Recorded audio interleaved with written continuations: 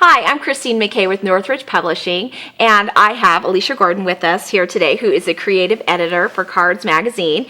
And I invited her here to give us some great tips and tricks, especially some that are found in the October issue of Cards. Yes. So what is the tip that you're going to share with us today? What I have brought this time is I have loved seeing buttons on cards, but I love how they've taken it to the extra step and they've incorporated it into like a stamp or into some kind of image, like on a bicycle to replace like the wheels, or the cherries on an image of a cherry. And on like this tag right here by one of our artists, she's done it for the body of the spider.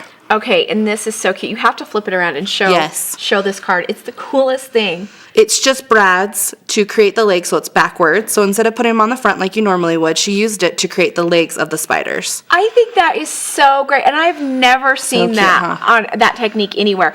And then with the button, they've just created the cute little body for that. So cute. And it's a perfect way to use up all those buttons and replace it instead of just kind of having the center as like a piece of paper. Yeah, and these are such great tips because I think most of us have that jar, that bag or drawer that's just got various buttons that don't really match. Definitely. Perfect place. Definitely. So I brought a card along, and what you do is you'll just want to stamp it on some pattern paper like that. Okay. Cut it out with your scissors and put it onto a card base.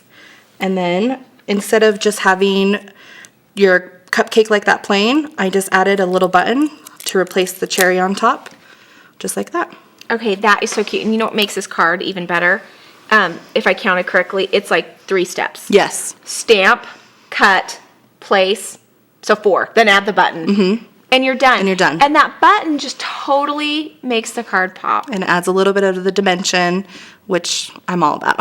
Absolutely. So really, if what I'm understanding correctly is really just look for shapes. Yes. So look for that circle shape, and anywhere that there's a circle shape, you can replace it with a button. Definitely. Just like on this card that we have included in our October issue, she just used the button as the center of her flower, and it just adds that little bit of extra dimension that makes the card even more interesting than it already is. And I have to say, that's probably where I use most of my buttons, is on the center of flowers. But I mean, you could use it for the letter O. Or the number, or I love the bicycle. The bicycle and the cherry. And I've even seen one where they've done the body of like a little chick or a bird. So it's really cute. So cute. So if you would like to get more tips and tricks, you can check out the latest issue of the Cards Magazine by either picking one up at your local scrapbook retailer or getting your very own subscription by simply going to northridgepublishing.com.